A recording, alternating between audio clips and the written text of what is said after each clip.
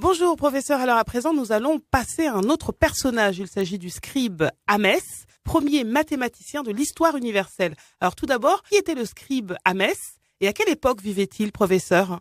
Le scribe Hamès, dont le vrai nom, parce qu'il s'agit manifestement d'une forme grécisée, oui. Hermès. Le vrai nom c'est Yamessou, oui. Mais c'est aussi Amoussou. Donc les Béninois sentiront interpellés, ou alors à Rémessou. Ce scribe, il a vécu en 1540 avant notre ère, sous le règne d'un pharaon qui est vraisemblablement un pharaon Hyksos, qui s'appelait Aoussaré. Donc, en 1650 avant notre ère, il a existé déjà une tradition mathématique très ancienne. Un premier rectificatif s'impose. Le scribe Yamessou, dont le nom signifie la lune est née ou la lune est incarnée. Donc, c'est un être qui est né sous le signe astral lunaire. Donc, ça veut dire que c'est quelqu'un qui est né sous une étoile, qui est une étoile de bonheur, de bienfaisance. Oui. Parce que la lune est souvent associée à la bienfaisance. Ce scribe en question, il a suivi la formation habituelle de tous les scribes. D'abord, pendant une dizaine d'années, il a été initié. Il a été initié en tant que détenteur ou dépositaire de la science sacrée de l'Égypte ancienne, oui, dans les temples. Et il a été donc confronté, si vous voulez, au grand prêtre d'Amon de Karnak, puisqu'il a été initié à Karnak, oui, dont le vrai nom est Ipet-Sout. Et ce scribe en question, après son cycle d'initiation d'une décennie, est devenu maintenant quelqu'un qui va se spécialiser dans les mathématiques. Mais à l'époque, vous voyez bien, on ne disait pas mathématiques. Oui. Manténo, c'est le terme que les Grecs ont donné, mais qui n'a rien à voir avec ce que nous appelons aujourd'hui mathématiques. Donc, on a décidé de donner un terme, un concept, qui n'a rien à voir avec l'objet de la science qu'on appelle aujourd'hui la science mathématique. Parce que cet objet, seuls ceux qui connaissaient l'essence et la nature des mathématiques pouvaient en parler de façon sérieuse. Et donc, reprenant le texte aujourd'hui perdu d'un ancien mathématicien qui vivait, lui, sous le règne d'un autre pharaon, le scribe Hamessou a fait preuve d'ingéniosité, de génie et de créativité en apportant maintenant sa propre contribution au développement de la mathématique antique égyptienne. Oui. Et il l'a fait justement en donnant pour la première fois l'objet et la nature des mathématiques. Qu'il me soit permis de donner le titre même du papyrus que nous appelons le papyrus d'Amoussou, Yamoussou, mais que les Européens appellent le papyrus Rind, parce que c'est un Européen qui a acheté ce papyrus, oui, à des Arabes, après que les Arabes aient conquis l'Égypte et se mettent à vendre les documents égyptiens à des étrangers. Et il s'appelait Rind. Donc tout le monde parle de papyrus Rind, mais c'est pas Rind qui a fait le papyrus. Donc on voit pas pourquoi on lui attribue un papyrus qui n'a fait qu'acheter. Donc à partir d'aujourd'hui, sur votre antenne, oui, à Africa numéro 1, je suggère qu'on appelle ça le papyrus Yamessou, parce que ce serait rendre justice à ce scribe génial. Mais voici donc l'objet de la mathématique, en fait. C'est-à-dire, si vous demandez aux grands mathématiciens contemporains, oui, les disciples de Grothendieck, les grands mathématiciens contemporains, ils ne peuvent pas vous dire ce que je vais vous dire là.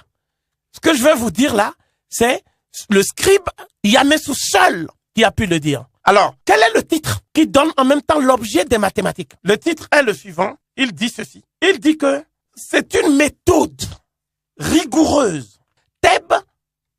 Reseb, méthode rigoureuse. Ou si vous voulez encore méthode correcte. D'investigation, c'est-à-dire en-hat en égyptien. De la nature. M-ket, nebet, c'est-à-dire toute chose divine. C'est ça qui a donné la nature. Afin de connaître, c'est-à-dire rek. Le terme rek, ça veut dire la connaissance totale, à la fois par la raison discursive, analytique, et par la raison intuitive participative. La connaissance totale. Donc, cette connaissance de tout ce qui existe. Oui. N'est tête, n'est bête, n'est chérette. C'est-à-dire tout ce qui est divin dans la nature. D'accord? Chaque mystère, ce n'est quête, n'est bête. Chaque mystère et tous les secrets, chétat, n'est bête. Donc, je redis. Oui, allez-y. Donc, l'objet de la science que nous appelons de nos jours la mathématique, c'est une méthode rigoureuse qui permet de faire une investigation par la puissance du nombre, la toute puissance du nombre, de la nature, afin de connaître tout ce qui existe dans la nature, n'est-ce pas? Et qui nous apparaît comme mystérieux simplement parce que c'est caché derrière les phénomènes de la nature. Donc voilà, la plus haute inspiration que l'esprit humain ait pu avoir dans la connaissance par la toute puissance du nombre de la nature. Voilà l'objet des mathématiques. C'est la raison pour laquelle, pour les anciens Égyptiens, c'est-à-dire les Africains noirs de la vallée du Nil, les mathématiques sont en fait la science de toutes les sciences. Les mathématiques sont la science qui permet d'évaluer, si vous voulez, la scientificité des énoncés de toutes les autres sciences. Et c'est cela que les Grecs vont reprendre en disant, par exemple, vous savez bien que sur le fronton de l'Académie de Platon, l'école de Platon, l'Académie, on dit que nul n'entre ici s'il n'est géomètre. Alors, ça veut dire quoi ici? Ça veut dire que cette science elle-même qu'on appelle la mathématique doit tout sa quintessence, si je puis m'exprimer ici, à la science qu'on appelle la mesure de la Terre et la mesure des surfaces, des volumes et tout ça, qu'on appelle de nos jours la géométrie. Donc je me résume.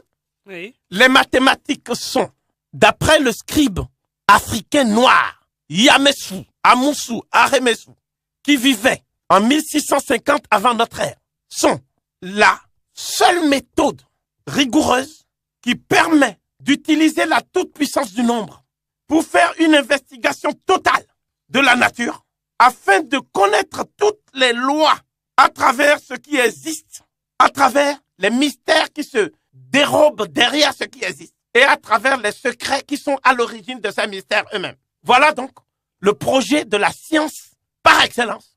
Et c'est sur les bords du Nil que ce projet a vu le jour. Maintenant, je pose une question. Oui. On nous dit que les mathématiques sont nées à Babylone. On nous dit que les mathématiques sont nées en Asie, à Babylone. Et que c'est des Blancs qui ont créé ces mathématiques. Le problème, c'est même pas qui a créé et sa couleur. Le problème, c'est de savoir. Et là, je pose 3 questions qui sont en fait des défis que je lance à ceux qui disent ça. La première question, c'est qu'on me cite un mathématicien babylonien, parce que je vois pas comment il peut y avoir des mathématiques sans les mathématiciens babyloniens qui soient contemporains ou antérieurs au scribe Yamessou dans l'histoire de Babylone. Qu'on me cite ça. C'est la première question. Voilà le premier défi. Deuxièmement, qu'on me cite, qu'on me montre un document mathématique similaire au papyrus d'Amoussou à Babylone, en Assyrie, en Asie occidentale, avant ou à l'époque d'Amoussou, qui est le scribe dont je parle. Un document semblable au papyrus d'Amoussou. C'est le deuxième défi. Le troisième défi et le dernier est le suivant. Qu'on me donne une définition des mathématiques qui soit une définition exhaustive de cette science du calcul méthodique par la toute-puissance du nombre qui permet de mieux connaître les noumènes qui sont cachés derrière les phénomènes en faisant une investigation exhaustive dans l'histoire, que ce soit à l'époque ou avant le scribe Amoussou, qu'on me donne cette définition à Babylone, en Assyrie ou en Asie occidentale, avec toute la prudence qu'exige la connaissance, parce que toute connaissance est relative. J'affirme qu'il n'y a pas un être humain sur cette terre qui puisse répondre à ces 3 questions. Personne ne peut répondre. Dans ces conditions, si ce que je dis est vrai, et s'il n'y a pas de démenti de la part des historiens des sciences, et à plus forte raison des historiens des mathématiques, oui, j'en déduis donc que le miracle babylonien dont on nous parle en mathématiques n'est qu'un simple mirage, et que le miracle grec dont on nous parle est également un mirage. Donc, il serait plus adéquat de parler de mirage babylonien et de mirage grec, tout au moins en mathématiques. Donc, cette affirmation étant posée, je réponds maintenant au dernier point de votre question, puisque vous me dites à quelle époque il vivait. Mais ils vivaient à une époque de crise. L'Égypte ancienne était envahie par un peuple qu'on appelle les Hekakachut, les Hyksos. Donc, ils ont attaqué la contrée d'Avaris. Ils ont attaqué toutes ces contrées-là et ils ne seront chassés d'Égypte. Ils ont perpétué des atrocités sans nom sur lesquelles je ne peux pas m'étendre ici. Oui. Ils ne seront chassés qu'avec l'aide des Nubiens, c'est-à-dire les archers nubiens qui sont venus à la rescousse de l'Égypte, au secours de l'Égypte, à la demande d'un pharaon qui s'appelait curieusement aussi Ahmès, donc Ahmosis en fait. Donc toujours le même nom que le scribe. Oui. Et un deuxième pharaon qui, lui, va venir un peu plus tard pour parachever le travail de reconquête de la totalité du territoire égyptien, qui est donc le pharaon Kamoussa, n'est-ce pas? Kamoussa. Et ce pharaon, effectivement, a chassé finalement définitivement les Hyksos. Et c'est dans ce contexte, une fois que la pacification Oui. a été obtenue, c'est-à-dire ce que j'appelle la Pax Kémitica, par opposition à la Pax Romana, Oui. la paix romaine, eh bien parce que la Pax Kémitica, on n'a pas besoin de brûler les terres pour gagner. Hein? Il suffit de pacifier les cœurs. Effectivement, c'est à ce moment-là que le scribe va maintenant avoir toute l'attitude pour utiliser son génie ainsi que les bibliothèques. Parce que là aussi, c'est seulement en Afrique que vous avez le mot pour dire bibliothèque, qui veut dire père médiate, c'est-à-dire la maison du livre. Oui. S'il y a un mot pour dire bibliothèque en Babylonie, en Assyrie ou en Grèce, il serait temps de donner. Le mot même bibliothèque des Grecs, c'est tout simplement une reprise de termes qui étaient en vigueur à Rokati, le vrai nom d'Alexandrie, au moment où les dynasties des Ptolémées vont prendre maintenant toutes les connaissances d'Alexandrie, non sans avoir brûlé la bibliothèque d'Alexandrie. C'est ce dont nous parlent les grands érudits, comme Luciano Canfora, Oui. celui qui a écrit la véritable histoire de la bibliothèque d'Alexandrie. On a coutume de nos jours de qualifier les mathématiques égyptiennes de recettes empiriques par opposition aux mathématiques babyloniennes et grecques qui, elles, seraient théoriques. Alors, que faut-il penser en définitive d'un tel jugement? Dites-nous, professeur. Il est certain que Babylone, les Babyloniens, les Assyro-Babyloniens, en tout cas, ils n'ont pas laissé de traité Oui. de mathématiques semblables au document que je vais vous citer maintenant pour la première fois. D'abord, il y a le papyrus d'Amoussou dont je viens de vous parler, Oui. d'Hermès. Et c'est tout simplement un papyrus qui a été découvert en 1850 et qui a été vendu en 1858 à Monsieur Rind, qui l'a acquis avec d'autres papyrus égyptiens. Le texte original, parce qu'il faut que chacun puisse vérifier ce que j'avance, se trouve actuellement au British Museum Oui. sous les numéros de code BM 10057 et BM 10058. Donc, ça, c'est d'abord le document sur lequel nous parlons, nous pouvons raisonner. Ce que je demande, c'est qu'on me donne un document semblable pour ce qui est de Babylonie et de la Grèce à la même époque. C'est impossible. Donc, ça veut dire que ce document qui est référencé Oui. a été publié dans un texte qui est le texte de référence de tous les égyptologues, qui est paru en 1898. On appelle ça Facsimile of the Rhind Mathematical Papyrus à Londres. Le scribe l'a recopié, je l'ai dit, à partir d'un texte plus ancien qui avait été rédigé sous la 12e dynastie, sous le règne d'un pharaon qui s'appelait Mimatre Amenemhat II. Amenemhat, ça veut dire tout simplement le dieu Amon est en tête du cortège. Oui.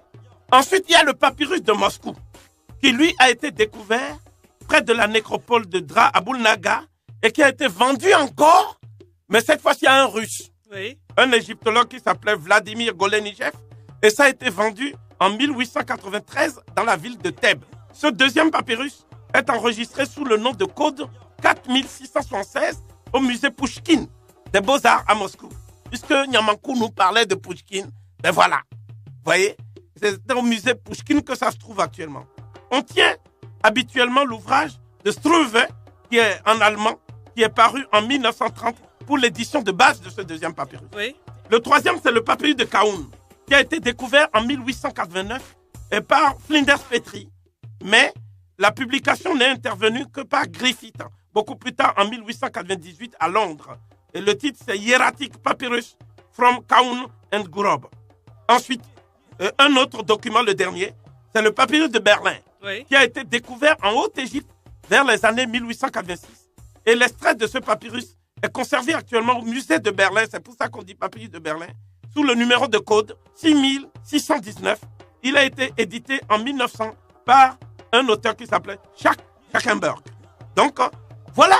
Il y a d'autres papyrus que je ne peux pas citer parce que si je cite tout ça, on ne pourra plus faire l'émission. Vous voyez? Donc, s'il y a des documents équivalents dans les autres pays où on parle de miracles babyloniens, d'ailleurs, je fais observer que quand on parle de miracles en général, ça veut dire que c'est une intervention extraterrestre et divine. Mais nous sommes sur Terre, on parle de science. Donc, c'est au niveau de l'histoire des sciences et des mathématiques. Finissons-en avec les miracles réels ou imaginaires et tenons-nous-en aux documents. Que disent les documents? Notamment le papyrus Rind. Votre question semble supposer que les mathématiques antiques égyptiennes n'étaient que des recettes empiriques. Je vais citer 3 exemples qui prouvent que c'est impossible on obtienne de tels résultats en faisant de l'empirisme. Et je crois que ça va faire taire ceux qui ne savent pas de quoi ils parlent. Le premier exemple, c'est que c'est la première fois dans l'histoire qu'on a fait la surface d'un cercle en obtenant une approximation rigoureuse du nombre irrationnel par excellence, qui est le nombre pi. Comme vous le savez, pour calculer la surface d'un cercle, oui, le scribe Ahmessou, le scribe africain Ahmessou, enlevait le 1/9 du diamètre du cercle et élevait le reste du résultat au carré selon un procédé qui est le suivant. F0 égale D1 sur 9D, le tout au carré, égale 64 sur 81 D2. Et je parle ici du problème numéro 48 du papyrus du scribe Ahmessou. Le mathématicien moderne, lui, il suit le raisonnement suivant. F0 égale pi sur 4 D1, pi étant l'équivalent de 3,1415, etc. Il utilise donc pi sur 4 et non 64 sur 81 comme le faisait le scribe Ahmessou il y a 4000 ans. Il est remarquable donc qu'au niveau du raisonnement, le scribe ait obtenu une telle approximation de la valeur d'un nombre irrationnel. C'est seulement des millénaires après qu'on va commencer à donner des approximations plus correctes, à savoir pi égale 3,1605. Surtout quand on songe que les Babyloniens, dont on nous parle en parlant de leur miracle, oui, n'avaient fait qu'une approximation, comment dirais-je, hasardeuse, en donnant pi un nombre plus précis que 3. Donc vous voyez bien le décalage entre le raisonnement du scribe égyptien et les autres. À titre de comparaison, pour finir, ce n'est que 1500 ans après le scribe égyptien Ahmessou que le grec Archimède, après avoir étudié en Égypte, donnera enfin une valeur de pi égale 3, 1 sur 7. On voit que contrairement à une opinion fort répandue, les mathématiques antiques égyptiennes n'étaient pas de vagues recettes empiriques, mais comportaient pour la première fois dans toute l'histoire universelle des mathématiques des formules générales, exactes et précises, comme le reconnaissaient d'ailleurs les auteurs grecs eux-mêmes. Ce fut le cas d'Aristote, oui, de Stagire, ce fut le cas de Démocrite d'Abdère. Pour une confirmation du fait, je renvoie au plus grand mathématicien, un des plus grands africains actuels, un de mes amis, le professeur Pascal Kosivi Adjamagbo, qui a travaillé de façon approfondie sur la question. Le deuxième exemple qui est extraordinaire, oui, ça c'est pour Aïssa Thiam que je me permets de donner cet exemple. Les Européens, tout en parlant de recettes empiriques des mathématiques égyptiennes, ont décidé, vu les résultats même qui défiaient l'entendement de ces mathématiques, de faire une expérience, ce qu'on appelle une expérimentation par computer. C'est-à-dire, ils ont pris les fractions du papyrus d'Ahmessou et ils ont confronté les résultats du scribe égyptien, oui, à un ordinateur moderne qui était à Sydney, donc en Australie. Le papyrus Rind d'Ahmessou, pour tous ceux qui connaissent ces textes, débute en fait par une table où chaque fraction ayant la forme 2 sur A, c'est-à-dire numérateur 2 sur dénominateur A, se décompose en une somme de fractions de numérateur 1. La valeur du dénominateur A étant toujours comprise chaque fois entre 1 et 100. Il est évident que si le scribe ne disposait pas d'une formule mathématique générale et exacte, il ne pouvait pas chaque fois, n'est-ce pas? Il ne pouvait pas chaque fois, j'insiste, trouver la bonne décomposition sur plusieurs milliers de fractions. C'est-à-dire ça exclut le hasard. Oui. Donc pour en avoir le cœur net, le professeur Hamblin de l'université de New South Wales à Sydney, en Australie, décide de programmer un ordinateur, je dis bien un ordinateur KDF9. C'est-à-dire, ce sont les ordinateurs qui font des algorithmes de calcul à un rythme que même les meilleurs génies ne peuvent pas calculer comme ça là. Tant il est vrai que c'est l'homme qui programme les machines. Et l'ordinateur KDF9 va utiliser des procédés de calcul modernes, de la science moderne actuelle, pour effectuer la même opération que le scribe à l'époque. Il aura fallu 5 heures, je dis bien 5 heures, à l'ordinateur de l'université de Sydney pour produire 22 295 valeurs, ce qui n'est pas supérieur à celle donnée par le scribe à Moussou vers 1650 avant notre ère. D'où cette conclusion édifiante du professeur Hamblin, cité par un grand mathématicien qui s'appelle Richard Gillings dans son ouvrage Mathematics in the Time of the Pharaoh, New York, 1982, page 52. Donc, que dit effectivement Hamblin? Il dit, we can conclude that in this division, the computer did not find a decomposition superior of that given by the ancient Egyptian scribe. C'est-à-dire que nous pouvons conclure que pour ce qui est de cette division des fractions, n'est-ce pas, l'ordinateur moderne n'a pas pu produire, n'est-ce pas, de décomposition supérieure à la décomposition donnée par le scribe de l'Égypte ancienne. Et puis, le dernier point, c'est, moi, je ne connais pas de pyramide à Babylone, moi. Je ne connais pas de pyramide à Babylone. Je ne connais pas de pyramide en Grèce. Il est vrai que Renan, en contemplant ce qu'on appelle l'acropole, dans un texte célèbre qui s'appelle Prière sur l'acropole, a dit que c'est la plus grande réalisation de l'acropole que l'esprit humain ait pu engendrer. Mais ça, il l'a fait uniquement par hellénocentrisme. Parce que la vérité est celle-ci. C'est que l'acropole même n'est qu'une duplication de l'architecture égyptienne. Et qui le dit? C'est même pas moi. C'est Jean-François Champollion qui dit que l'acropole est en miniature ce que nous voyons en grandeur nature en Égypte. Donc si toi tu fais quelque chose qui est miniaturisé et que tu dis après que c'est la preuve tangible du miracle grec, ça veut dire que tu as même perdu le sens des proportions. Donc retrouvons le sens des proportions et donc nous allons reconnaître ensemble que pour faire une pyramide, il faut d'abord des mathématiciens qui maîtrisent toutes les figures géométriques. C'est le premier point. Sinon tu peux pas faire une pyramide. La deuxième chose, c'est qu'il faut orienter le monument que tu vas construire vers ce qu'on appelle les constellations. En l'occurrence, la constellation d'Orion. Ça veut dire que tu fasses de l'astronomie. Mais pour faire de l'astronomie, il faut aussi avoir à la base des mathématiques. Parce que l'astronomie n'est pas seulement une simple orientation vers des astres, c'est aussi un ensemble de calculs par rapport au déplacement des astres, ce qu'on appelle la navigation céleste.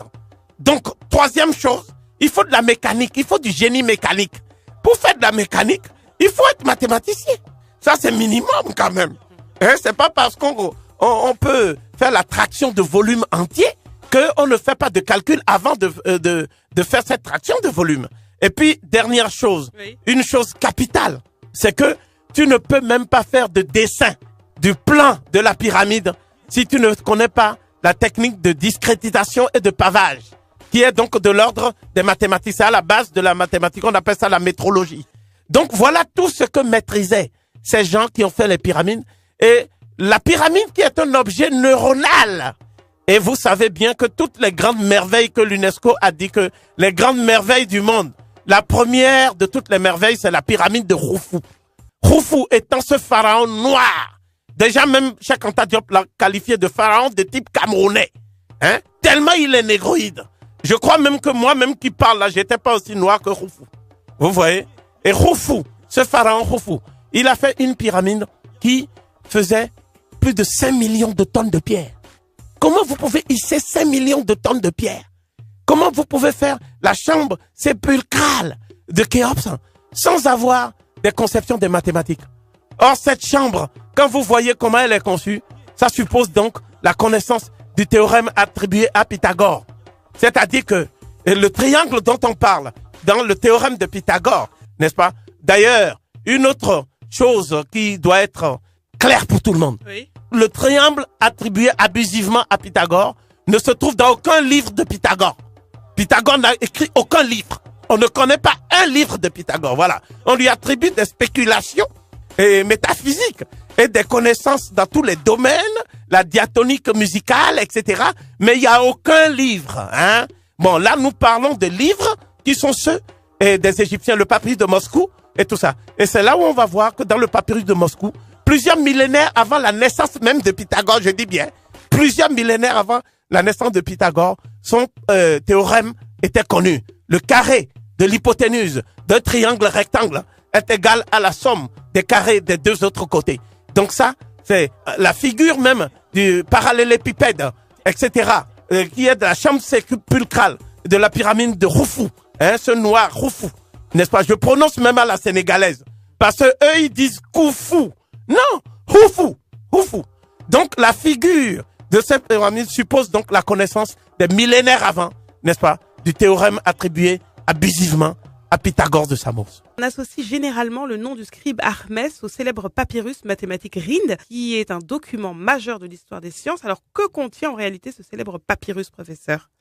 Le papyrus que vous appelez Rind et que je me propose d'appeler le papyrus Diamessou d'Hermès, Amoussou, c'est un document qui porte un titre qui nous introduit d'emblée dans ce que j'appellerais la définition la plus exhaustive qu'on puisse donner de la science qu'on appelle aujourd'hui les mathématiques. Oui. Mais souvent, on oppose à l'empirisme supposé des anciens Égyptiens, qu'on qualifie de vulgaires arpenteurs, la théorie mathématique et logique des Grecs, qui, eux, seraient à l'origine des mathématiques, de l'invention des mathématiques. Il est remarquable qu'aucun auteur grec de l'Antiquité n'ait jamais soutenu une telle hérésie. Oui. Tous les auteurs grecs, de Thalès, de Milet, à Pythagore, de Samos, en passant par Eudoxe de Cnide, jusqu'à Aristote de Stagire, le grand disciple péripatéticien de Platon, sont unanimes sur un point. Et on ne me citera pas un démenti tiré des textes grecs. Ils affirment tous que les mathématiques, les arts mathématiques, en grec on dit mathématiques kai teknai, Oui. c'est-à-dire les arts mathématiques, sont nés en Égypte. Et ce sont les Égyptiens qui ont donc enseigné aux Grecs les arts mathématiques. Avant de décrire brièvement le papyrus de Diamessou, il importe de rappeler un fait qu'on cache pudiquement aux élèves et aux étudiants. Oui. Tous les auteurs qui comptent en mathématiques, tous les auteurs grecs qui comptent en mathématiques, ont séjourné en Égypte dans le cadre de ce que j'appelle un périple studieux. Un peu comme quand nous venons ici, on a la bourse du Bénin et on vient étudier ici sur les bords de la Seine. Eux, ils allaient étudier sur les bords du Nil. Les rapports se sont renversés. Mais dans l'Antiquité, c'était vers l'Afrique qu'on allait pour s'abreuver tel des Lamantins aux sources de la science égyptienne. Voilà pourquoi Thalès, qui était un Phénicien de souche, Oui. puisque on le fait passer pour un Grec, mais sa mère était phénicienne, elle s'appelait Cléobuline. Et le fameux Thalès, qui est né à Milet, n'est-ce pas? Eh bien, il a séjourné en Égypte et la tradition grecque constituée, rapportée par Dils, dans des fragmentaires fort socratiques, dit que, c'est-à-dire que dans ce texte, c'est une compilation de tous les recueils sur les Grecs. Comment ils ont étudié, où ils ont étudié, Oui. qu'est-ce qu'ils ont appris, etc. Et dans ce texte, on dit cette phrase que les Européens traduisent à leur manière librement. Dans tous les livres, vous lisez, Thalès s'est rendu en Égypte où il a échangé intellectuellement d'égal à égal avec les prêtres. Voilà ce qu'on traduit. Bon, voici maintenant la réalité. En prenant le texte grec lui-même. Le texte grec dit ceci. Epaidote en Aegyptio upo ton hieron. Ce qui veut dire, epaidote, dans epaidote, il y a pais paidos qui veut dire enfant. Oui. Epaidote, ça veut dire il a été guidé comme un enfant. C'est de Thalès qu'on parle, hein, c'est pas d'un bébé. Hein. Il a été guidé sous l'autorité, ou sous l'autorité, sous la tutelle. On devrait traduire en toute rigueur. Ton hieron, des prêtres, c'est-à-dire des détenteurs de la science sacrée, hein, in Aegypto, en Égypte.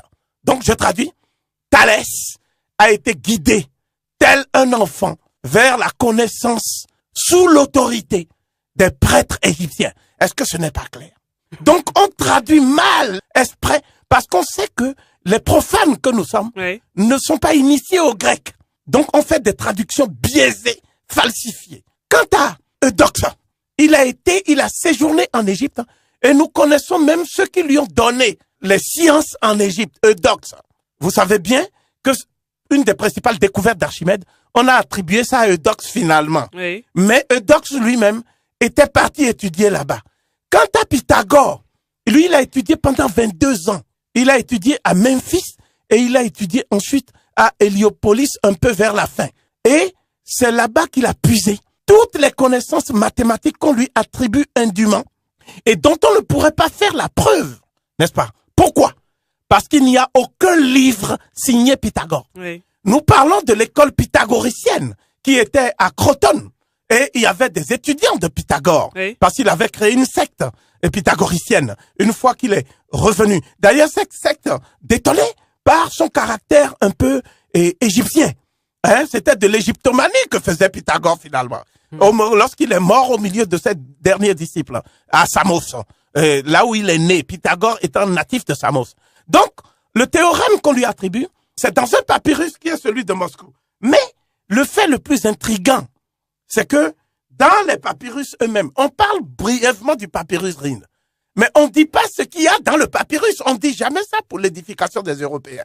Dans le papyrus, oui. Il y a au moins 85 problèmes. Et ces problèmes n'étaient pas structurés par hasard. Oui. Il y a d'abord des problèmes qui sont des problèmes qui concernent l'arithmétique, n'est-ce pas? Il y en a au moins une vingtaine. Et c'est pas une arithmétique élémentaire. C'est une arithmétique très poussée, comme l'a reconnu Gillings lui-même. Ensuite, des problèmes de 21 à 23 sont des problèmes qui traitent plutôt, si vous voulez, de la progression arithmétique. Ce n'est plus l'arithmétique, c'est la progression arithmétique. Oui. Notamment, tout ce qui concerne les séries. Hein? Oui. Vous savez bien qu'on parle beaucoup des séries, on parle de Fibonacci, on parle des auteurs qui ont défini les séries en mathématiques. Vous ne pouvez pas attaquer les séries en mathématiques si vous n'aviez pas une vision théorique exacte. Ensuite, les problèmes 41 à 60 regroupent diverses notions. Mais ce qui est important, c'est la structure de ces notions. Vous voyez? C'est-à-dire que dans ces problèmes, vous avez des problèmes qui parlent de l'algèbre. Oui. Vous savez bien que sur la base d'un mot qui serait d'étymologie arabe, on a dit que ce sont les Arabes qui ont inventé l'algèbre, que ce sont les Arabes qui ont inventé le zéro. Eh bien, vous allez voir dans ces problèmes-là, l'hiéroglyphe Néfer qui remplace chaque fois le blanc qui indique le zéro. Hein? Donc, ça avait été inventé des millénaires avant les Arabes. N'est-ce pas? Les Arabes ont repris ça quand ils ont conquis l'Égypte à partir de 639 pour prouver le contraire, qu'on me montre alors un document arabe avant la conquête de l'Égypte. Mathématiquement parlant, je veux dire. Ça n'existe pas, ça n'existera pas, parce que ces documents n'ont pas existé.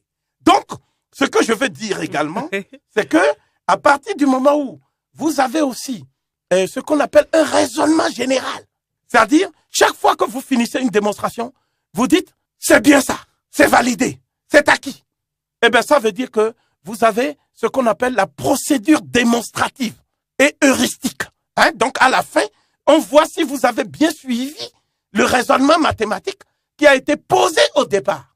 Nous avons également la façon de résoudre un problème mathématique. Les Égyptiens avaient théorisé la manière de résoudre un problème mathématique. Et ce qui est extraordinaire, c'est que les Égyptiens commencent d'abord par, non pas poser le problème en général, oui, mais faire anticiper de manière préventive les différentes pistes par lesquelles on peut passer pour résoudre le problème. Et après, ils choisissent la piste qui est la plus raisonnable. Oui. C'est-à-dire celle qui est la plus simple. Donc, vous savez bien que les Occidentaux, eux, ils ont, à partir du moment où ils ont repris les connaissances mathématiques des Égyptiens, ils ont développé une théorie que j'appellerais une théorie de la complexification. ou de la complexité. Les Égyptiens, c'est la simplicité dans la profondeur. Oui. Hein? Il faut que ce soit simple pour que le raisonnement puisse être ensuite enseigné de manière claire et pédagogique. Donc, tout cela a abouti à ce que j'appellerais des réalisations. Parce que les Égyptiens ne concevaient pas non plus la science comme une science théorique où des spécialistes enfermés dans leur cénacle font des démonstrations abstraites, etc. Pour les Égyptiens, il faut que ça débouche sur ce qu'on appelle l'application des connaissances et des résultats. Oui. Les Égyptiens ont donc inventé pour la première fois les mathématiques appliquées. Les Égyptiens ont inventé l'application de la science dans le champ de la réalité sociale. Et c'est la raison pour laquelle, comme ils étaient très importants, et on le verra à travers les pyramides et les implications des mathématiciens sur les chantiers des pyramides, Oui. n'est-ce pas? Eh bien, comme c'était le cas, eh bien, à un moment donné, il y avait donc un corps de scientifiques qui bénéficiaient de toutes les faveurs du pharaon. Je déduis donc que l'Égypte a été la première société humaine dans l'Antiquité, n'est-ce pas, qui ait donné à ses savants les moyens, un peu un mécénat d'État, pour que ces savants puissent vivre au lieu de vivre dans l'oisiveté. Et c'est d'ailleurs ce qui avait surpris Pythagore, qui a dit que un des secrets des mathématiciens égyptiens et des savants égyptiens, c'était que les savants égyptiens bénéficiaient d'une organisation sociale de la science. Et précisément, cette organisation sociale de la science, Oui. je l'appelle aussi une science de l'organisation. Les historiens des sciences en général et des mathématiques en particulier ont coutume de considérer le fameux théorème de Thalès comme la preuve éclatante du caractère hautement théorique des mathématiques grecques par opposition aux mathématiques babyloniennes ou égyptiennes. Alors, comment peut-on expliquer, selon vous, l'importance accordée au théorème de Thalès par les historiens des mathématiques ? Avant de parler du théorème de Thalès proprement dit, Oui, professeur. et de ses implications en mathématiques modernes, je voudrais d'abord dire qui est Thalès. Thalès de Milet, dans la tradition grecque constituée, est le premier sage de la liste des 7 sages qui ont marqué la Grèce. Les sages qu'on appelle sophoi, qui vient du mot sophos, etc. en grec, ce sont les personnes qui ont le privilège d'être en communication avec le Dieu du savoir. Le Dieu du savoir, en Égypte ancienne, c'était Djerouti, c'est-à-dire Thoth. C'est le Dieu de l'écriture, donc le patron des scribes, notamment la corporation des hiérogrammates, de ceux qui écrivent les annales de l'humanité qu'on appelait en égyptien Genouti égale annales. Mais il y a ces 7 sages, chacun a sa devise en Grèce, n'est-ce pas? Le premier, c'est Thalès de Milet, et sa devise est la suivante. Je traduis: ne te porte jamais caution pour autrui. Le deuxième s'appelle Solon d'Athènes, c'est un législateur. Il a dit: tout ce qui est excessif est insignifiant. Le troisième, c'est Chilon de Sparte. Il a dit: connais-toi toi-même avant de prétendre connaître les autres. Le quatrième, c'est Pythagore de Mytilène. Il a dit: reconnais chaque opportunité et chaque occasion, car les opportunités ne se présentent qu'une fois dans la vie. Ensuite, il y a Bias de Priene. Il dit: si la bonté est si rare dans le monde, c'est parce que la majorité des hommes sont méchants. Ensuite, c'est Cléobule de Lindos qui dit: la modération est le plus grand bien, c'est pour cela qu'elle est si rare. Enfin, le dernier, le 7e, c'est Périandre de Corinthe qui dit: la prudence en toute chose est mère de la sûreté. Voilà les sages de la Grèce, n'est-ce pas? Et si je prends donc Thalès, dont la mère Cléobuline était de souche phénicienne, je vais partir de sa devise avant de parler de son théorème. Ne te porte jamais caution pour autrui. Ça veut dire: ne prends jamais le raisonnement ou l'opinion d'autrui pour argent comptant dans ta propre démarche d'investigation intellectuelle. Effectivement, Thalès de Milet est un des savants grecs disons le premier, qui est séjourné en Égypte. Oui. On parle de 15 années d'études en Égypte. Il aurait séjourné vraisemblablement à Memphis, c'est-à-dire Men-Nefer, ensuite à Thèbes, c'est-à-dire Wasset, et enfin à Héliopolis, c'est-à-dire Younou. C'est comme ça qu'on prononçait dans la langue égyptienne. Tous les autres termes étant grecs, Héliopolis égale Younou, n'est-ce pas? Donc, quand Thalès arrive en Égypte, il apprend d'abord 3 matières. La première matière, c'est ce qu'on appelle les hiéroglyphes. Donc, Thalès va d'abord apprendre ce qu'on appelle la langue sacrée, hein, les paroles du Dieu. Donc, Médou, parole au pluriel, Nécher, du Dieu, n'est-ce pas? C'est le vrai mot en égyptien pour dire les hiéroglyphes. Après, il va apprendre maintenant la science qu'on appelle la cosmogonie, oui. C'est-à-dire la connaissance du cosmos, du monde, de l'univers, à travers ses lois. La troisième, il va apprendre ce qu'on appelle maintenant la connaissance du monde, de la nature, dans sa version visible comme invisible, par la toute-puissance du nombre. C'est ça qu'on appelle les mathématiques. Comme je l'avais dit lorsque j'ai donné le titre même du théorème de Yamesou. Tout à fait. Donc, maintenant, je vais vous parler très brièvement du théorème qui porte son nom. En réalité, et je vais être très clair dès le début, le théorème dit de Thalès existait 1800 ans, 1300 ans, pardon, avant la naissance de Thalès. 1800 ans, si on prend la biographie que donne Diogène Laërce dans Vie, Sentence des philosophes illustres, et 1300 ans, si on prend la biographie officielle que donne un auteur qui s'appelle Hermann Diels et qui a écrit des fragmentaires der Socratiker, c'est-à-dire tous les fragments connus des philosophes socratiques. Donc, voici la définition. Je dis d'abord d'où sort ce théorème. C'est le problème numéro 53 du papyrus de Yamesou, qu'ils ont appelé papyrus Rhind. Donc, j'ai parlé du premier mathématicien de l'histoire universelle. Eh bien, le théorème attribué indûment à Thalès de Milet, 1300 ans avant la naissance de Thalès de Milet, était inscrit dans le problème numéro 53 du papyrus d'Yamesou. Donc, tout le monde peut vérifier. Il suffit de connaître, de prendre le papyrus d'Yamesou, c'est-à-dire ce que les gens appellent le papyrus Rhind, et de prendre le problème numéro 53 de ce papyrus. Il y a un auteur européen, une femme, comme les femmes disent souvent la vérité, qui s'appelait Sylvia Kouchouda. Oui. Dans son livre remarquable, qui est sa thèse sur les mathématiques égyptiennes, elle non seulement elle reconnaît que Thalès a dû prendre ce théorème, mais en plus, elle ajoute un élément fondamental. Ce théorème est égyptien et doit être restitué aux Égyptiens. Je propose donc sur la base des travaux scientifiques de l'égyptologue lyonnaise Sylvia Kouchouda de nommer désormais le théorème attribué indûment à Thalès, théorème de Yamesou. Donc, le théorème de Yamesou, c'est le théorème dit de Thalès. Donc, je vais maintenant dire en quoi consiste ce théorème en mathématiques. Donc, je vous demande simplement un peu d'indulgence. Je vais énoncer le théorème en mathématiques. Allons-y. Le théorème s'énonce de la façon suivante. Soit un triangle ABC et 2 points D et E, des droites AB et AC, de sorte que la droite DE soit parallèle à la droite BC, comme l'indiquent les illustrations du théorème.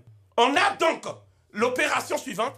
AD divisé par AB égale AE divisé par AC égale DE sur BC. La remarque qu'on peut faire dans un premier temps, ici, c'est que chaque fois qu'on entrevoit la deuxième égalité, elle n'est possible que parce que l'on part du point A et que l'on reste strictement sur la même droite pour pouvoir fabriquer le dernier rapport que j'ai énoncé. Donc, tout autre rapport partant d'un autre point ne permettrait jamais d'avoir une égalité telle qu'on ait D2 divisé par DC ou BC divisé par D2, c'est-à-dire DE sur BC ou BC sur DE. Par exemple, DA sur DB égale EA sur EC. On a alors DA sur DB différent de DE sur BC.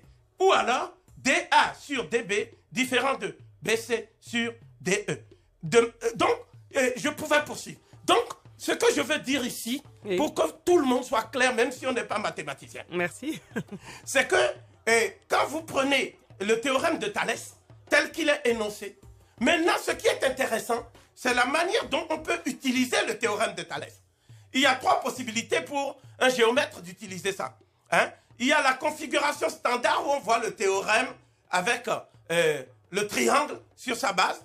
Il y a la configuration dite papillon où on voit le théorème avec 2 triangles qui sont superposés l'un sur le sommet de l'autre, oui, et le dernier. Donc, ce que je veux dire, pour que nous soyons très clairs, c'est que non seulement il n'y a aucun livre qui rapporte dans l'histoire des mathématiques le théorème attribué à Thalès, et qui soit un ouvrage de Thalès lui-même, mais nous connaissons en fait le théorème de Thalès à travers ce qu'en dit un autre auteur qui est un mystère pour l'histoire des mathématiques, oui, qui s'appelait Euclide. Or, Euclide, dans les éléments, le livre qu'on appelle les éléments d'Euclide, que commente Proclus, ce livre, c'est la base de toutes les mathématiques de l'Occident, en dehors d'Archimède. Ça veut dire que lorsque Euclide va présenter ce théorème, il va le présenter maintenant avec une nouvelle notion que les Égyptiens connaissaient avant, c'est-à-dire 2000 ans avant. C'est la notion de proportionnalité d'Euclide. Ça veut dire ceci. Lorsque je prends l'aire, R, c'est-à-dire l'aire géométrique, pardon, MBC égale l'aire NBC égale BC fois H, c'est-à-dire la hauteur, petit h, sur 2, n'est-ce pas? Nous avons la deuxième configuration qui correspond à la deuxième formule du triangle. L'aire AMC égale R ABC, ça donne R MBC. Ensuite, nous avons l'aire ABN égale l'aire ABC égale l'aire NBC. Et puis, d'après le premier cas, on a donc RMBC égale RNBC. Donc, on déduit que RAMC égale RABN. Voilà la deuxième démonstration. Enfin, la dernière pour qu'on arrête avec les mathématiques. Oui. Vous avez l'aire AMC égale AM fois CH petit 1 divisé par 2. Ce qui suppose RABC égale AB fois CH petit 1 divisé par 2. D'où la déduction R en parenthèse AMC divisé par R en parenthèse ABC égale AM divisé par AB. Vous avez donc le triangle. Donc, toute cette déduction nous emmène à la conclusion suivante.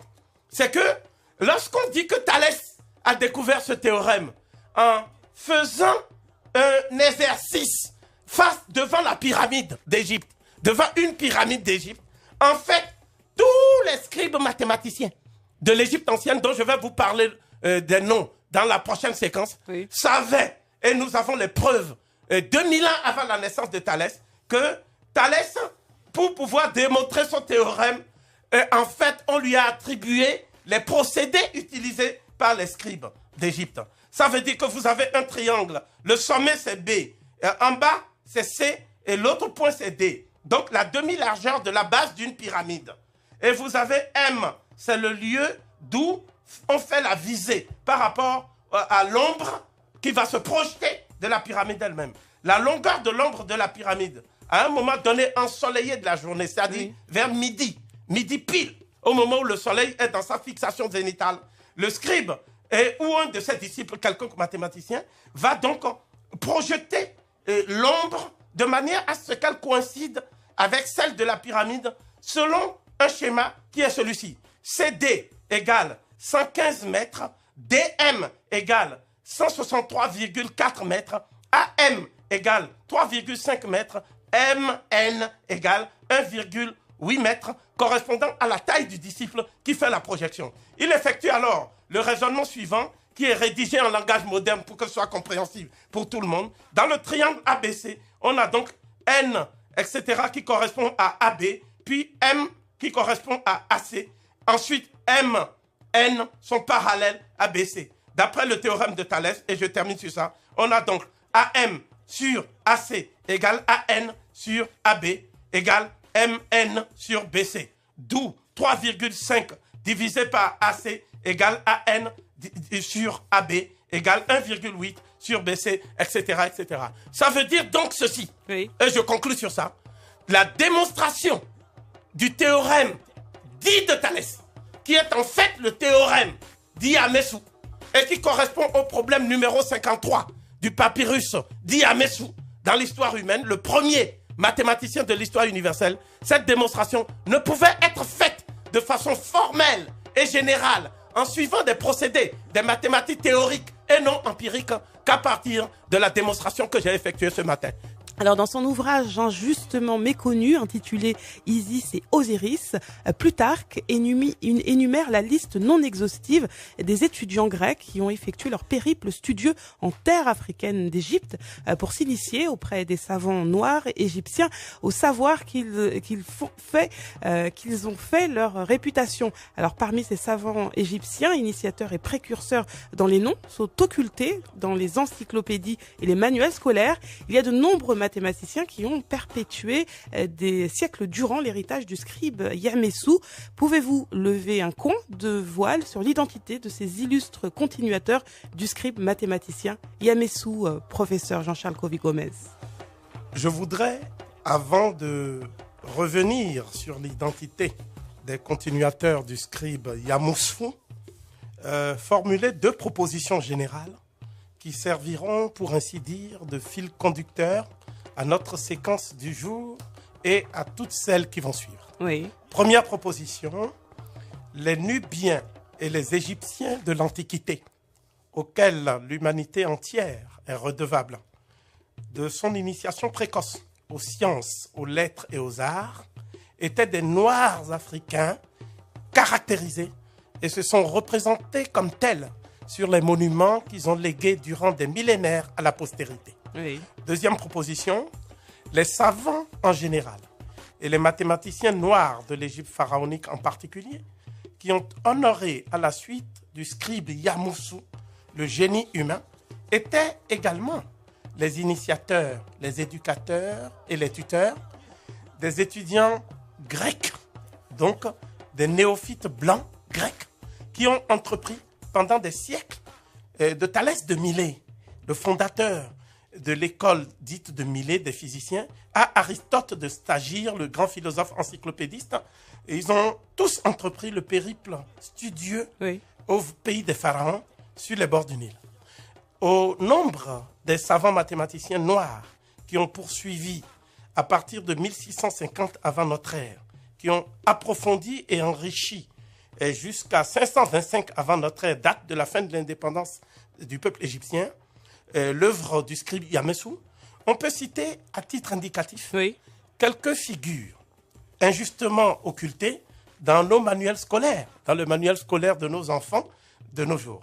D'abord, il y a le scribe Amenemhat. Amenemhat, ça veut dire en fait Amon. Le dieu Amon est en tête du cortège. C'était un mathématicien réputé, certainement très pointu dans ce qu'on appelle l'algèbre de nos jours. Et c'était surtout l'inventeur de l'horloge à eau. Et vous savez bien, le terme technique, c'est clepsydre. Donc, il a inventé le clepsydre, ce qui permet de mesurer avec un fil dans l'eau l'écoulement du temps. Donc, c'était les toutes premières formes d'horloge. Vous savez que les horloges que nous avons aujourd'hui, qui sont des horloges extrêmement programmées à la seconde près dans ce qu'on appelle le temps universel, par opposition à tel ou tel méridien de Greenwich, etc. Tout ça, l'idée vient du scribe Amenemhat. Nous sommes en 1567 avant notre ère, et il a mis au point aussi le procédé qui permet de prendre le pouls des patients. Lorsqu'un patient est un peu affecté, malade, on prend son pouls d'abord. Tous les médecins le font. Et bien, c'est dû à Amenemhat, qui était donc par conséquent aussi un médecin en sus de ses compétences connues en algèbre. Et on attribue de nos jours au grec hérophile cette découverte d'Amenemhat. Et je pense que là encore, il conviendrait de rendre à César ce qui appartient à César. Et puis, comme vous le savez aussi, Oui. il y a Sonchis. Sonchis, c'est la déformation grecque. Son vrai nom, c'est Anka. Donc, c'est vers 600 avant notre ère. Hein? Son nom signifie le vivifiant. Hein? Celui qui vit avec la force vitale. Il est animé d'un souffle vital, puissant. Hein? Et il est très célèbre parce que c'est lui qui a formé le législateur grec Solon.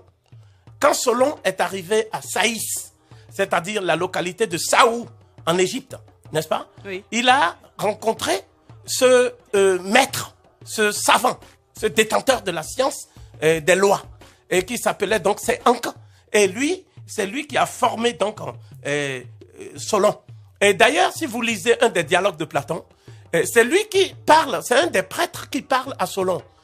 Parce que Solon lui dit, mais nous, on ne se souvient pas, nous les Grecs, des ancêtres grecs et de ce qu'ils ont fait dans l'humanité avant nous. Parce que nous commençons toujours par ce que nous-mêmes on a fait. Ce sont des chroniques des temps présents. Et voici ce qu'on lui a répondu. Solon, vous autres Grecs, vous n'êtes que des enfants. Vous n'avez aucune sagesse blanchie par le temps. Vous n'avez aucune connaissance de l'histoire à travers les siècles et les âges. Ça veut dire que les Grecs avaient conscience, au moment où ils se pliaient à cette discipline intellectuelle qui consiste à aller puiser le savoir auprès des Africains, oui. Ils savaient très bien que leur histoire elle-même était limitée dans le temps. Il y a aussi Enoufis. Son vrai nom, c'est Unnefer. Unnefer, ça veut dire l'existant parfait. Hein, celui qui existe et qui est dans la perfection. Hein? Unnefer, c'est vers moins 500 avant notre ère. Son nom prédispose, en dit long sur ce qu'il est. Parce qu'il était un sage hiérogrammate à Héliopolis, la localité d'Ionou, et il a eu pour élève, alors c'est ça qui a fait son titre de gloire, pendant près de 10 ans, hein, un élève qui a séjourné pendant 22 ans, et pendant 10 ans, il a été disciple de ce nègre-là, et il s'appelle Pythagore de Samos, hein, le fameux Pythagore que vous connaissez, hein, que nous connaissons tous, et puisque nos enfants étudient un théorème qui lui est attribué également indûment. Il y a aussi Knuphis, oui. Dont le vrai nom signifie Knum Nefer. Ça veut dire le dieu bélier. Knum est dans la perfection. D'accord? Et lui, il était dans le temple de Men-Nefer, c'est-à-dire Memphis. Et c'est lui qui a reçu un étudiant grec qui est devenu un mathématicien très connu également, qui s'appelait Eudoxe. Donc Eudoxe a séjourné auprès du prêtre Knuphis et il était donc un très très grand savant. Et puis, à partir de moins 400, toujours, il y a Sechnoufis. Ça, c'est la déformation grecque. Son vrai nom, c'est Sa-Knum Nefer. Ça veut dire le fils du dieu Knum est parfait. Ou alors, si vous voulez, parfait est le fils du dieu Knum. Et lui, effectivement, il a eu comme étudiant Platon. Le fameux Platon d'Athènes. Et on parle toujours des liens de maître à disciple qui unissait Socrate à Platon, mais on ne parle jamais du maître africain de Platon, hein, qui quand même l'a formé, et c'est à partir du maître africain de Platon que Platon a pu avoir le concept fondamental qui caractérise sa philosophie, c'est-à-dire ce qu'on appelle l'opposition entre le monde intelligible et le monde sensible. Et au lieu de voir cette opposition comme une sorte de monisme dynamique, Platon a éclaté les deux termes de l'opposition et en a fait donc des termes antagoniques. Et c'est ça qui a fait la difficulté de la philosophie platonicienne et ce qui explique parfois certaines incohérences dans certains dialogues comme le Timée, la République, le Phèdre, le Phédon, Hippias majeur, Hippias mineur et tous les autres dialogues que nos enfants étudient sans savoir l'arrière-fond de l'Égypte pharaonique.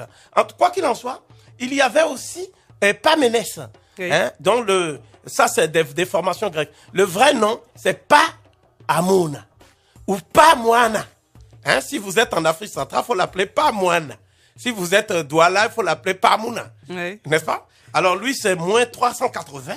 Et c'était un mathématicien remarquable également, un spécialiste de la cosmogonie de Memphis. Et aussi, quelqu'un qui étudiait la structure même de la matière. Hein? Et c'est pour cela qu'il était le maître du fameux Démocrite. Hein? Démocrite d'Abdère, Oui. que vous savez bien, un philosophe grec auquel on rattache l'école du matérialisme atomistique, n'est-ce pas, dans l'Antiquité. Hein? Donc voilà un peu quelques éléments de filiation intellectuelle que les manuels, malheureusement, taisent de façon un peu pudique. Et je voudrais juste conclure parce que vous m'avez interpellé dans votre question, oui, en parlant d'un ouvrage d'un auteur qui s'appelait Plutarque. Hein? Plutarque, il est né en moins 50, c'est-à-dire 50 avant notre ère, et il est mort en 125 de notre ère.